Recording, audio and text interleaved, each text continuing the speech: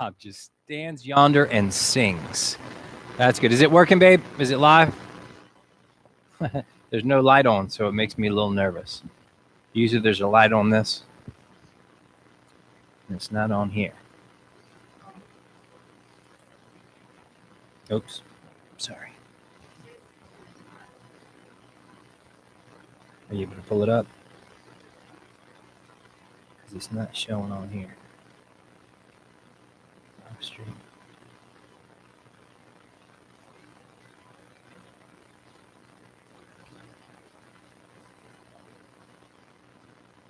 But there's nothing over here. There's no pictures. It's not coming across.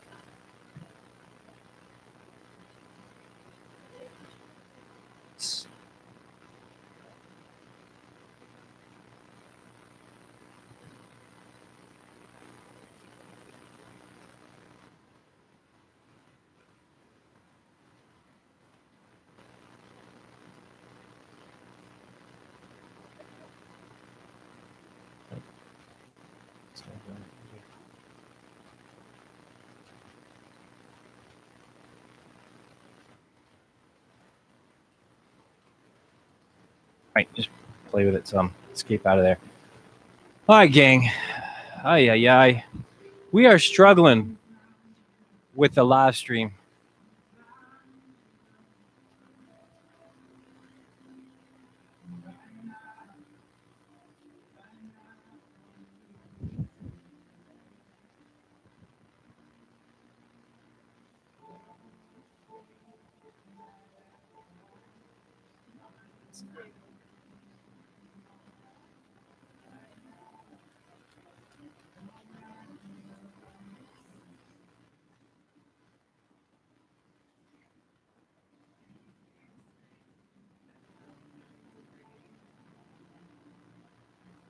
All right, can you move over? Just let me get in here.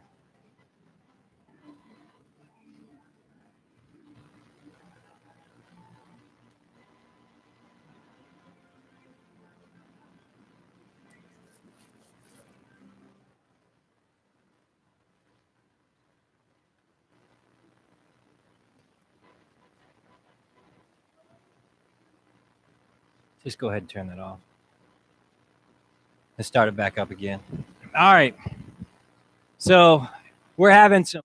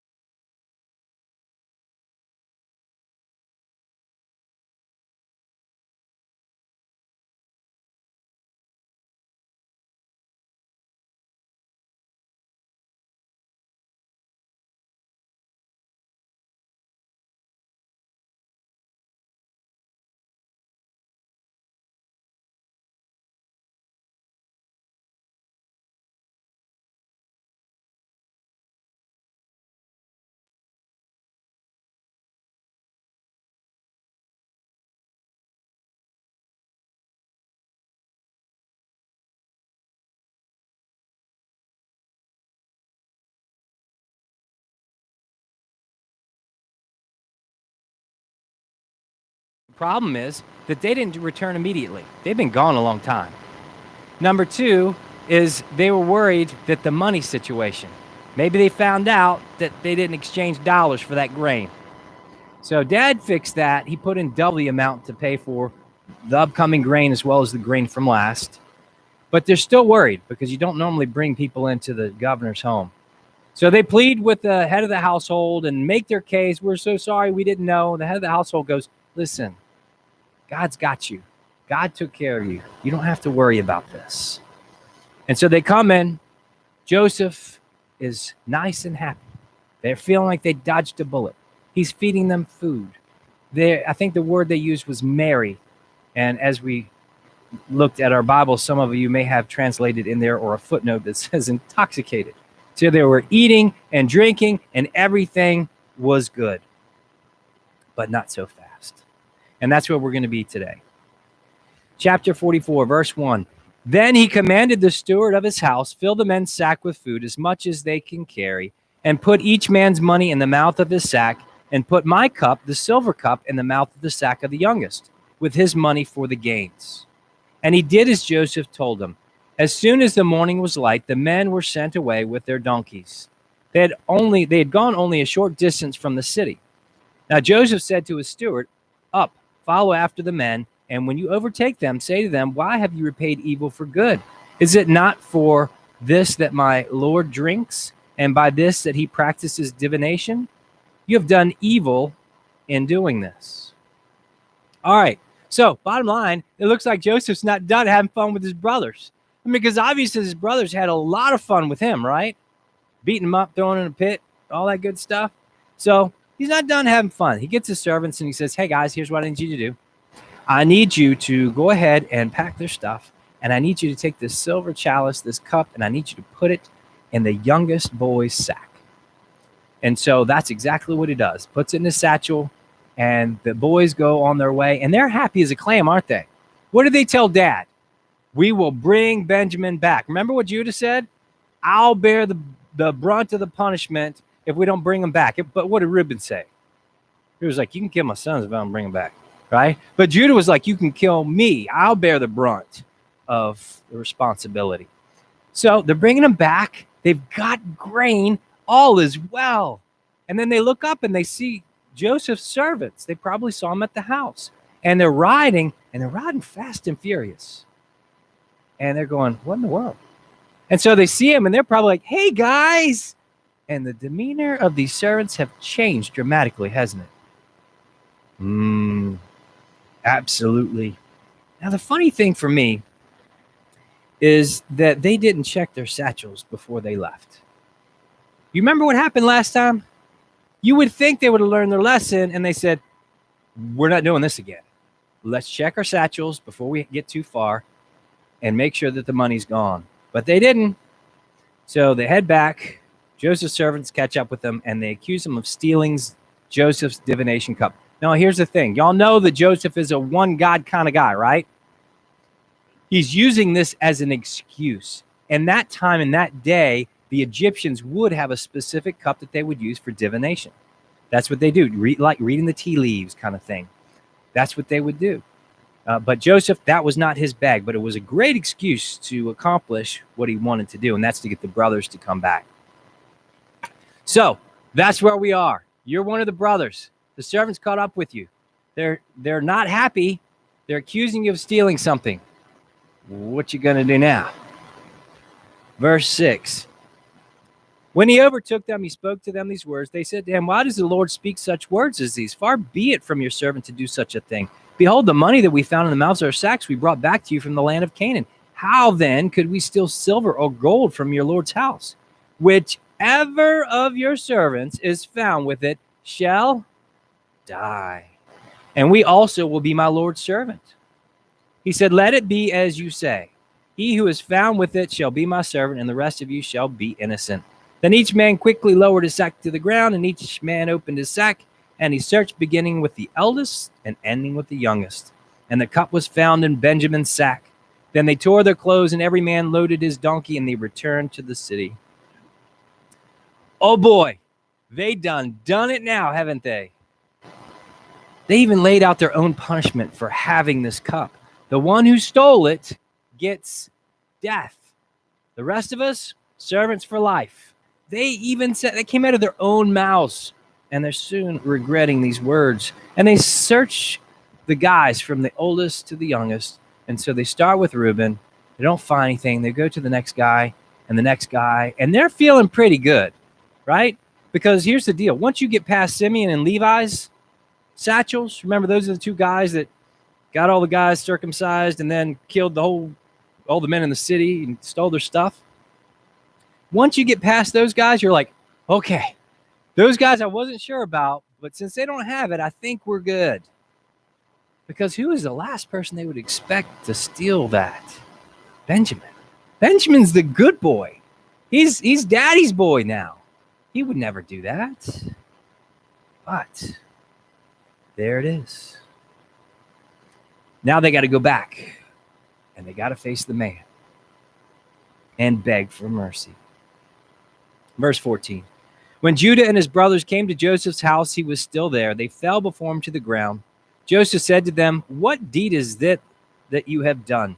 Do you not know that a man like me can indeed practice divination?" And Judah said, "What shall we say to my Lord? What shall we speak, or how can we clear ourselves? God has found out the guilt of your servants. Behold, we are my Lord's servants, both we and he also, in whose hand the cup has been found." But he said, "Far be it from me that I should do so. Only the man in whose hands the cup was found shall be my servant. But as for you, you go up and peace to your father." Then Judah went up to him and said, "Oh Lord, my Lord, please let your servant speak a word in my Lord's ear, and let not your anger burn against your servant, for you are like Pharaoh himself." My Lord asked his servant, saying, "Have you a father or a brother?" And we said to my Lord, "We have a father, an old man, and a young brother, the child of his old age. His brother is dead, and he alone is left of his mother's children, and his father loves him. Then you said to your servants, Bring him down to me, that I may set my eyes on him. We said to my Lord, The boy cannot leave his father, for if he should leave his father would die. Then you said to your servants, Unless your youngest brother comes down with you, you shall not see my face again." Oh boy. Joseph is playing this up to the nines, isn't he? He put that thing in there, and he's coming at him like a spider monkey, saying, "Hey, what are you doing, man? Don't you know who I am? I have the gift of divination. I know exactly what you did. I saw it long ago." And these guys have no response. The only thing they could do is beg for mercy. And then they try to take the death sentence off of Benjamin. How'd that work? Yeah. They said, let's not kill him, but we'll all be your servants for life. How about that? But Joseph said, "Look, I'm not that guy. I may seem unreasonable, but I'm not. I'm not going to make you all be punished for the one guy that's guilty.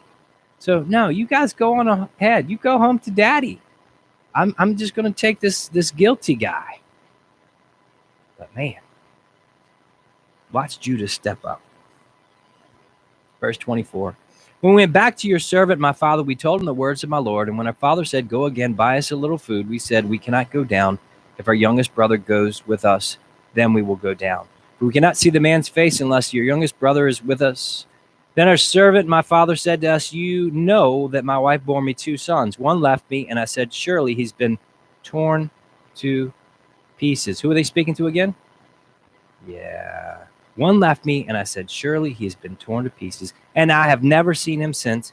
If you take this one also from me, and harm happens to him, you will bring down my gray hairs and evil to Sheol.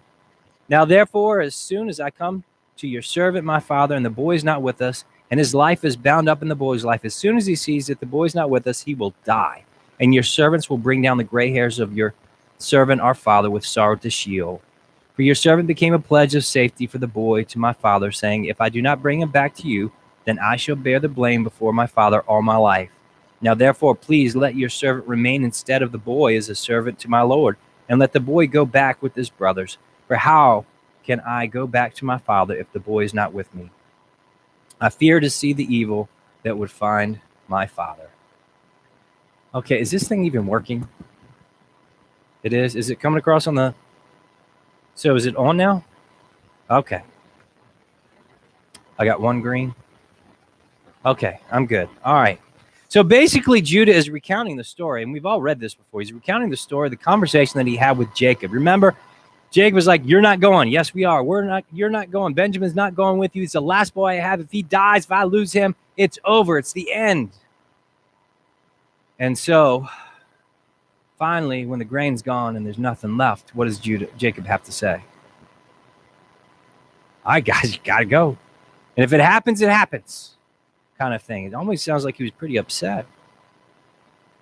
But what's really interesting is this is the first time Joseph is hearing the excuse that the boys gave. It's the first time he's hearing this. He had no clue what they came up with. But in verse 28, we see the lie that they had told their dad. And now Joseph understands. It wasn't that dad didn't care. They didn't tell dad I never came to them. That's why he never looked for me. They told him I was killed by an animal. I mean, imagine all these years he's thinking, well, why would my dad not at least come look for me if they said that I was lost or what have you? They could have at least tried, but no one came to search for me. Now he hears what's going on. And then Judah steps up and he puts his own life in the line for the sake of Benjamin. He would say, just let the boy go. What does that give you a picture of?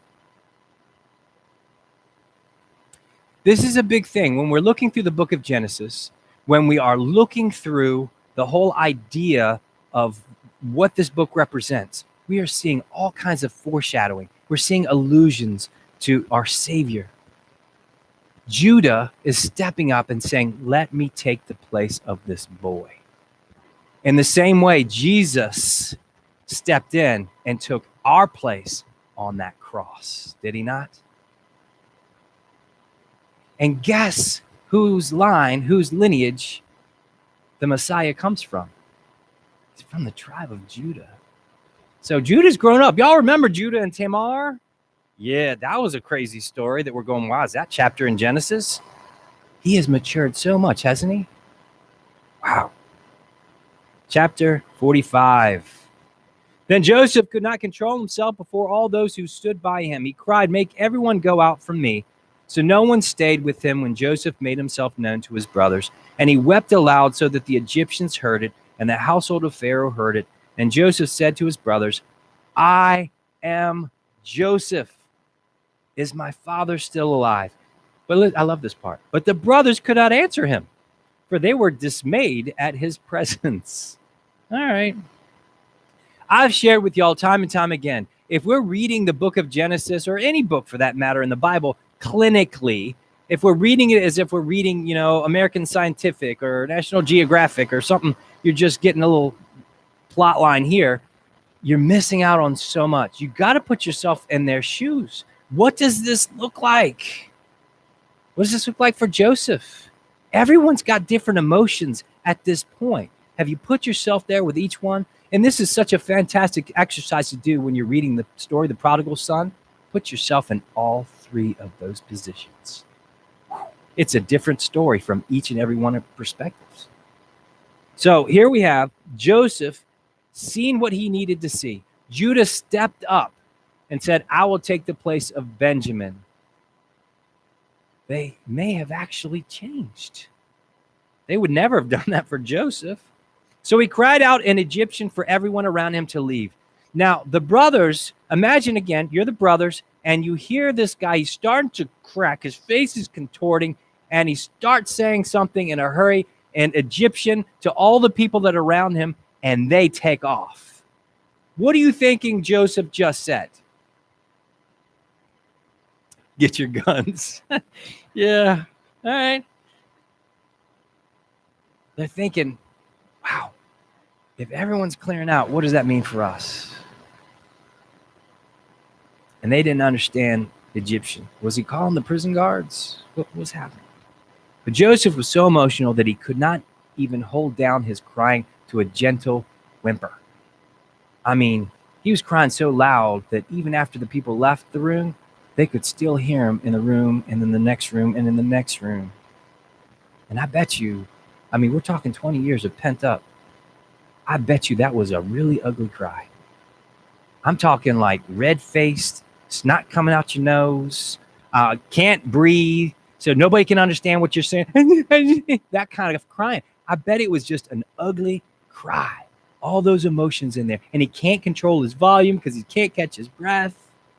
It's hard to stop. You ever done that? You get an ugly cry. It is hard to stop from an ugly cry.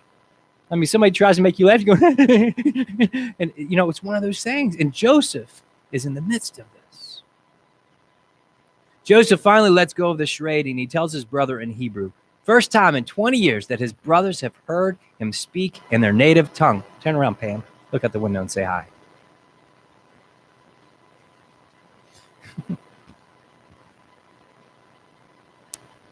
There's a bunch of them. I messed up there, didn't I? Yeah. So he speaks in their native tongue, and he says, I am Joseph. Is my father still alive? And the text says that the brothers couldn't speak because they were dismayed, whatever. I looked up here in the Hebrew, that word means terrified.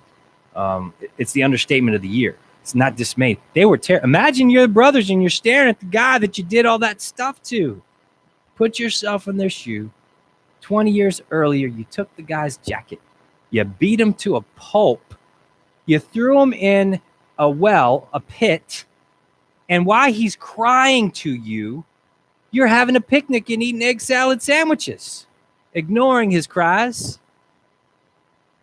And now he's the second most powerful man in the world, second only to Pharaoh, and he's standing in front of you.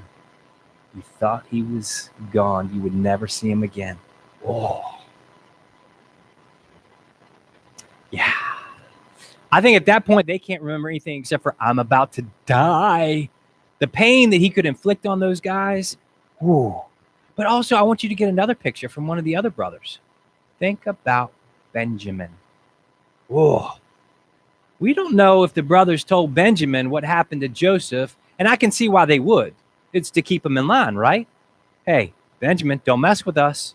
This is what we did to Joseph. You think you got attacked by an animal? Nope. Here's how it happened. And if you mess with us, same thing's going to happen to you. So don't tattletale and don't be a little brat, or that'll happen to you. I can see how they would, but I doubt they did because the stakes were too high. Because if Dad found out, oh. And if that's the case, Benjamin's going to hear the real story of what happened. And it does not make his brothers look so good, does it? Verse 4. So Joseph said to his brothers, come near to me, please. And they came near, and he said, I am your brother Joseph, whom you sold into Egypt. And now do not be distressed or angry with yourselves because you sold me here. For God sent me before you to preserve life. For the famine has been in the land these 2 years, and there are yet 5 years in which there will be neither plowing nor harvest. And God sent me before you to preserve you for a remnant on earth, and to keep alive for you many survivors. So it was not you who sent me here, but God. He made me a father to Pharaoh, and lord of all his house, and ruler over all the land of Egypt. Hurry and go up and tell my father, and say to him, thus says your son Joseph, God has made me lord of all Egypt. Come down to me, do not tarry. All right, Joseph calls his brothers to him, and we see this. And after they picked up their jaws off the floor, he tells them what no one else could know. No one outside of those brothers had any clue what happened to Joseph. So when he said, I'm the one that you sold into slavery, bing, bing, bing, bing, bing, all the bells and whistles are going off. But then he adds, and now do not be distressed or angry with yourself because you sold me here, for God sent me before you to preserve life. Oh. Could you do that, saints? Not rhetorical. Could you do that? Oh, these brothers had destroyed Joseph's dreams, or so they thought at the time. They set him on a trajectory to be falsely accused of rape, be thrown into a prison for many years, to be without home and land and wife and children. And it wasn't by accident. Joseph couldn't say, well, they made a mistake. No, this was a malicious, wicked heart that led them to do these things. But yet Joseph forgave them and was so concerned for them that he didn't want them to feel bad about what they did. Wow. Mind blown. Over the years, and we're not told when, but over the years in Egypt, in his suffering, he was able to forgive his brothers by gaining an understanding that it was not the brothers, but God that orchestrated for the good of the people and to preserve Joseph's family. That is some seriously mature thinking. That is some divine wisdom that was received and accepted. Now, for a second, don't you do it, Pastor? Yeah, I'm going to. Think about this. Is there anyone in your life that has done you wrong that you still hold on to those feelings of anger or unforgiveness? Did they treat you as bad as Joseph's brothers treated him? Mm. Have you tried to look back and see how what they did made you stronger, set you on a better path? Can you see that now? I had a pretty wicked boss one time that did me all kinds of dirty. And Amy and I both were like, what is wrong with her? Meant something's not right. Because she just set me up to look real bad in a lot of different ways. And I did hold on to some anger for a season. And so did Amy. We were both like, I cannot believe this. But over the years, God has allowed me to forgive this person. And not only do that, but has allowed me to see the fact that if she had not done that, I would not be where I am here today. That looking back, we don't put a lot of stock in it a lot of times, but it is vital to our mental and spiritual health. Look back. Joseph could see how God's hands had been moving this whole time. He could finally see how all those years of despair had led him to become like a father to Pharaoh. Pharaoh trusted him and sought his counsel. And at the end of the day, at the end of all the sufferings and the time in jail and the accusations, Joseph was made second only to Pharaoh in the land of Egypt. And Joseph could clearly see and attribute all of it to God's planning and timing. This is important. Everybody, look at me. I need all eyes. Gus Farrat, yep. So often what we see in life is a snapshot. Is it not? We tend to live off of Polaroids. We get a snapshot and we think this is what this life is all about. And unfortunately, we do that to people too, don't we? We see something they do and that's a thief. That's a mean person. That person is rude. That we're getting a snapshot. But do we live in a snapshot? We live in a video world, motion picture. Think of the movies. And oftentimes in those movies, just when you think that person is down and out and they're done with, what happens? Rocky gets up and says, I'm not going down again, Mickey. Or whatever he says. He gets up, he does it. That little bitty thing, and he's up. And he comes back and he wins. And it's all an understanding that where you are now, it may look like the worst thing that could ever happen is happening to you right now. Snapshot. Stop it. Let the video play. Joseph was able to see, extremely mature, able to see all that bad stuff of the past 20 years has led him to a place in which he had victory. Whew. That's good stuff. And so I recommend if there's someone that you have not forgiven, unless they beat you up, threw you in a pit, was planning on killing you, sold you into slavery, and for 18 years you lived a life of tremendous pain, I would probably say it's time to let it go like Elsa and forgive them. And part of the healing process may be for you, and maybe it's the one thing that you've lacked up to this point. Looking how what they did has brought you to where you are. Could it be that God used that for good and what they intended for evil? I talk about it all the time. I have family members that acted really badly family members that did drugs and were all kinds of messed up for it. And you know the reason why I never did drugs, never touched a drug? It's because I saw what it did to them. Yeah. So just be mindful of that. All right. Joseph is getting all kinds of excited just talking about his plans and what's going to come next. And he tells his brothers to hurry up and get dad. But the thing is, he doesn't stop. He keeps talking, doesn't he? He's like, hurry up, go get dad. Oh, by the way, which is it? Are we supposed to listen? Or are we supposed to hurry up and go get dad? But he continues to talk. And we'll see that. Verse 10. You shall dwell in the land of Goshen, and shall be near me, you and your children, and your children's children, and your flocks, and your herds, and all that you have.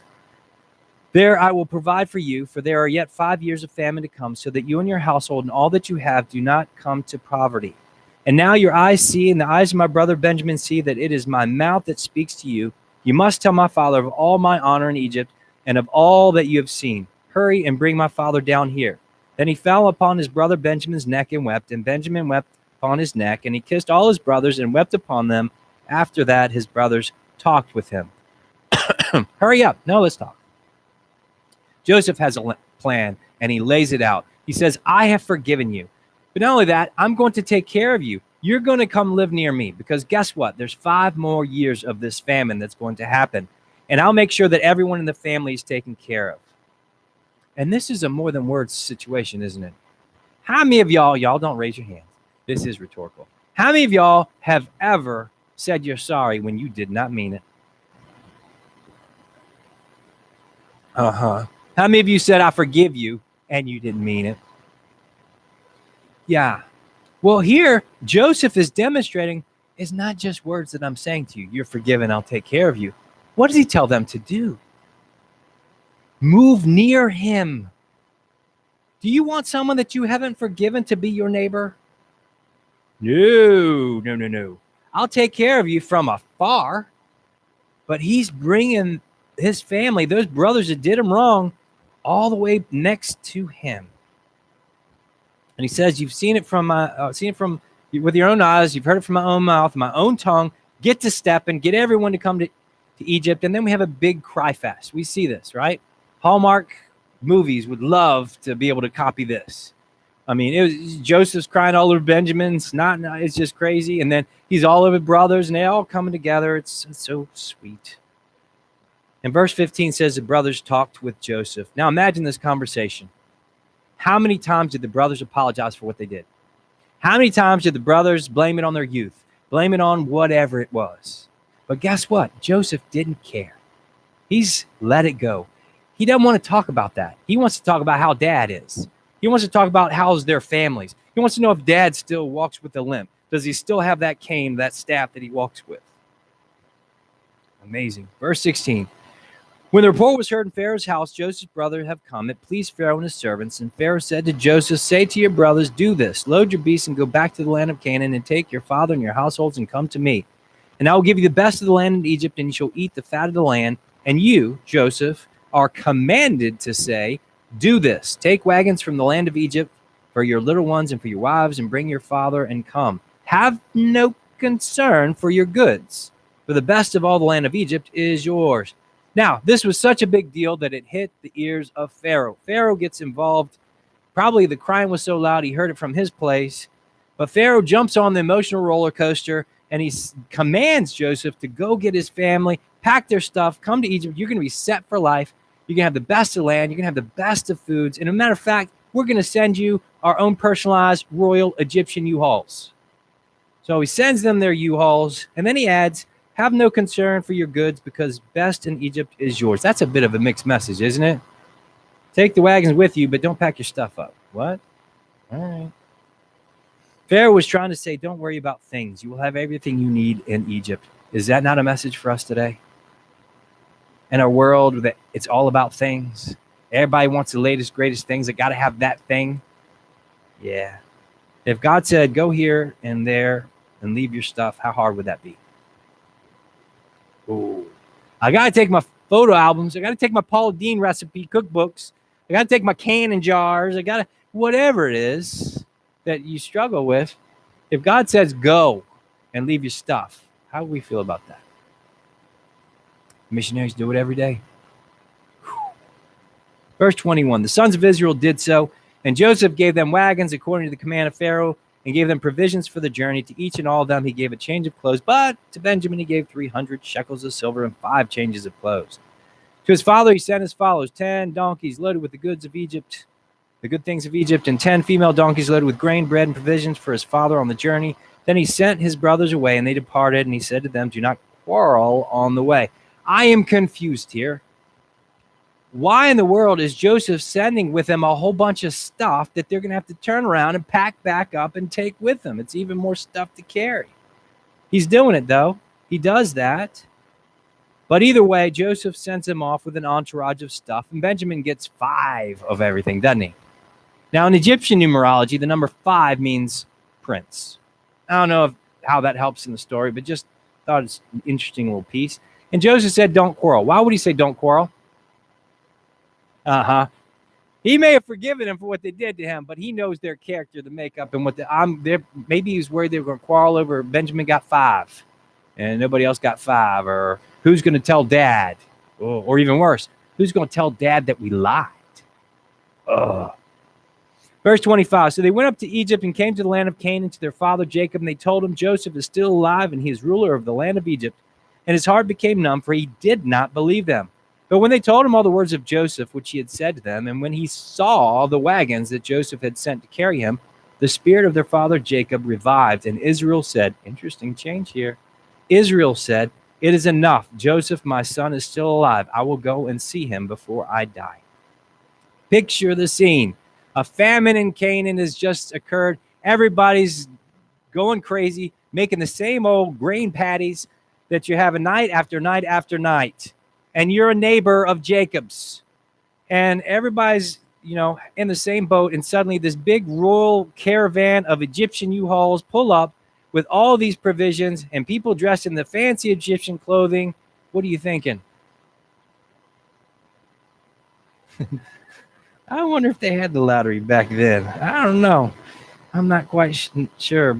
But the thing that I miss is we don't get the conversation that occurs. I wish we did. But someone told Jacob that Joseph, that whole thing about him dying, we're just kidding. It's 20 years late, I know. But look, funny thing, Dad. He's still alive, and he's a ruler over in Egypt. Now, Jacob's probably thinking at first, this is one sick, twisted game these boys are playing right now. You are getting on my last nerve, boys. You better stop it. But when they brought him outside and he saw the swag all up in that Egyptian U-Haul, he believed and his spirit was revived. And the lie that the brothers told about Joseph, it didn't matter at that moment. Jacob had a son who he thought was dead, only to find out that he's alive. And not just alive, he's doing well. And Jacob said, I need to go see him before I die. It just reminds me of Sanford and Sons. You know how Red Fox, he'd always, I'm coming, Elizabeth, all the time. And he'd hold his chest. He knew he wasn't going to die, but he just, kept saying it. In the same way here, Jacob is 130 now. He's going to live another 17 years. All right, chapter 46. Verse 1 through 4. So Israel took his journey with all that he had and came to Beersheba and offered sacrifices to the God of his father Isaac. And God spoke to Israel in visions of the night and said, Jacob, Jacob. And he said, here I am. Then he said, I am God, the God of your father. Do not be afraid to go down to Egypt, for there I will make you into a great nation. I myself will go down with you to Egypt, and I will also bring you up again. And Joseph's hand shall close your eyes. All right, so Israel now, not Jacob, Israel now is going to Beersheba and offering some sacrifices to God. He had a lot to be thankful for, and he was there, and he gets another vision, and it tells us the state of Israel's heart. And in case y'all weren't here for the beginning, Jacob and Israel, synonymous, same name, or same person, not same name. So it tells us about his heart. Jacob is nervous. He is fearful. He is anxious. Remember the last time his forefathers went to Egypt, it did not go well for them. Even his brothers, his sons, it didn't go well for them.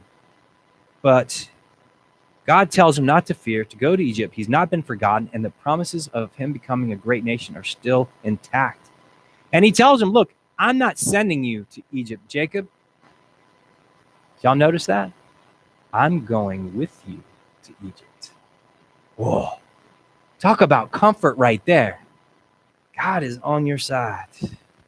And the vision ended when he said that his son Joseph would be with him to the last days and that he would close his eyes after he took his last breath. So the idea behind this is he's going to die in Egypt and Joseph will be there and, the last rite, closing the eyes. Verse 5, then Jacob set out for Beersheba. The sons of Israel carried Jacob, their father, the little ones, their wives, and the wagons, and the Pharaoh had sent them to carry him. They also took their livestock and their goods, which they had gained in the land of Canaan, and came to Egypt. Jacob and all his offspring with him, his sons and his sons' sons, and him, his daughters and his sons' daughters, all his offspring he brought with him to Egypt. Now, we can see the reason for all those wagons now. Jacob had a pretty huge family, didn't he? Lots of livestock and goods. He brought all of them with him. This was not a temporary move, at least not for Jacob. This was a change, a permanent change. Now, we're going to get into a whole bunch of names. Guess what? We're not reading all those names. At your leisure, have at it. I'm going to skip to verse 26, okay? Verse 26, it says, all the persons belonging to Jacob who came into Egypt who were his own descendants, not including Jacob's sons' wives, were 66 persons in all. And the sons of Joseph who were born to him in Egypt were 2. All the persons in the house of Jacob who came to Egypt were 70. That's a lot of folks, isn't it? All right, verse 28, 29. He had sent Judah ahead of him to Joseph to show the way before him in Goshen, and they came into the land of Goshen. Then Joseph prepared his chariot and went up to meet Israel, his father, in Goshen. He presented himself to him and fell on his neck and wept on his neck a good while. Wow. Joseph has everything he never understood or never knew that he always wanted, if that makes any sense. He had the clothes, he had the chariots, he had the wife, the kids, the title, the jewelry, the eyeliner, the mascara, the home. But what was missing was the family of his youth. And now Joseph was about to get it all. How excited was Joseph? How much sleep do you think he got the night before? He'd been reunited with all the brothers, and that's great, especially Benjamin. But he hadn't seen his dad. He hadn't seen Pops in 20 years. And now his dad was going to see how much God has blessed him. Dad is going to be so proud of him for not going astray. And this is where I say, parents, grandparents, aunts, uncles, brothers, sisters, cousins, whatever you are, please let your family know that you're proud of them. Do not let that be a word that you do not use in your household except for the greatest of occasions. Tell them how much you're proud of them. Let me tell you, as a boy, I don't know what happens with girls, but as boys, to hear, I'm proud of you, son, that's huge. Guys don't get that as much, I don't think. Maybe girls get it. I don't know. I'm not a girl, so y'all tell me. But I know for guys, it's rare. We get that. But it means a lot. I know a few days after my mom passed, I came across a card. I think I shared this with y'all. And in the card, it said, do you know how much I'm proud of you? Or do you know how proud I am of you?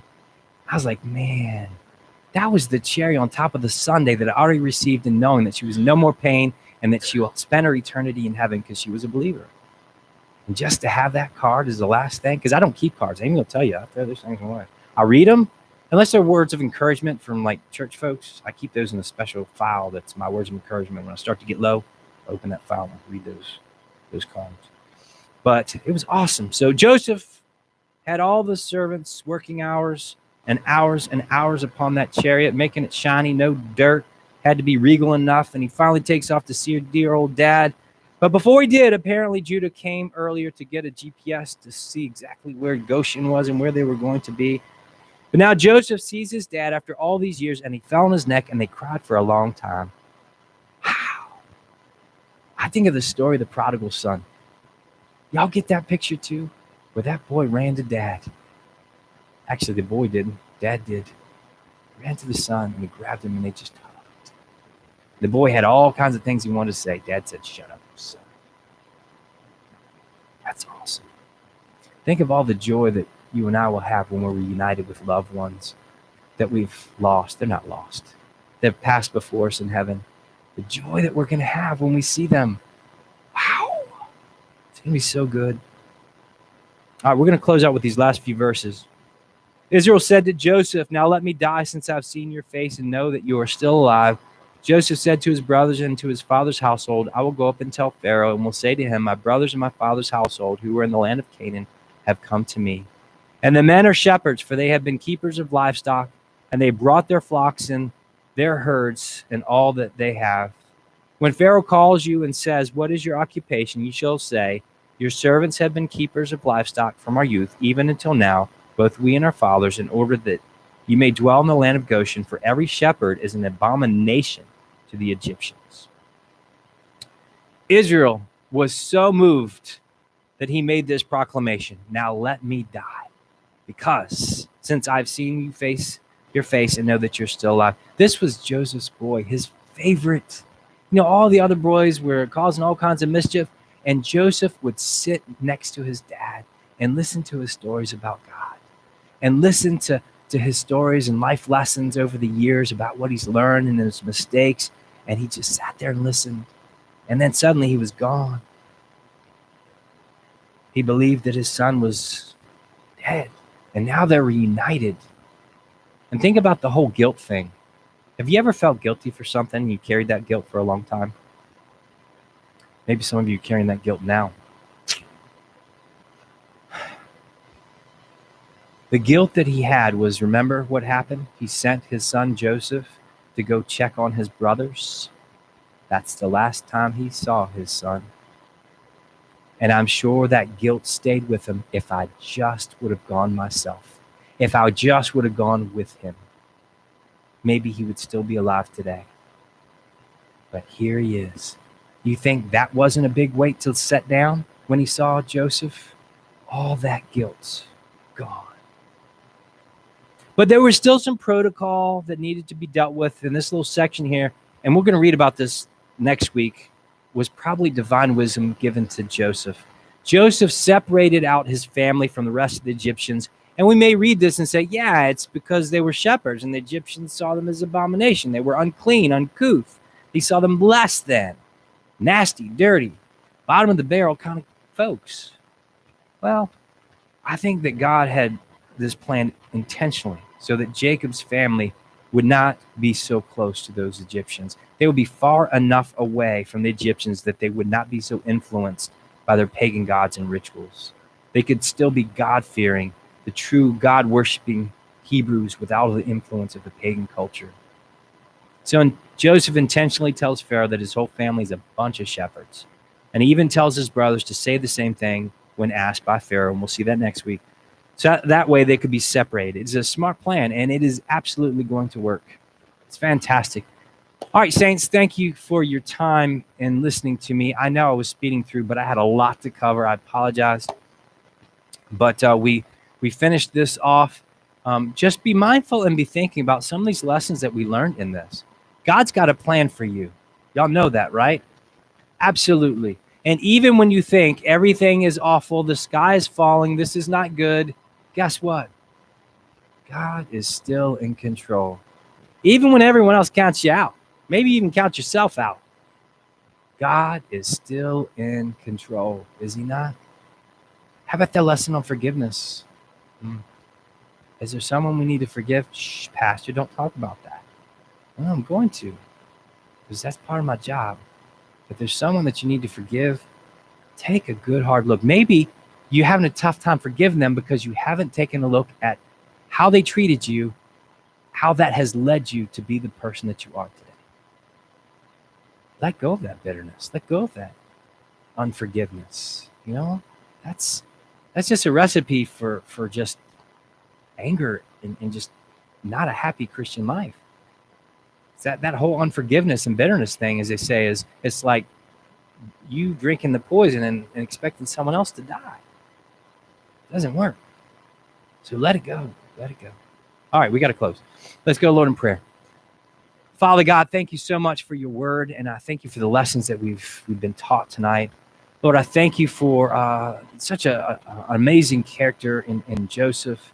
And Lord, just the lessons that we're learning through his life are just amazing and life-changing if we let it. And I pray that we do let it. And Father, help us to not just hear these words and just go home and forget about it, but instead help us to search our hearts, to see if there's some things that we need to let go, if there's some lessons we need to learn and apply to our lives today. I pray all these things in Jesus' name. Amen. All right. Are we off?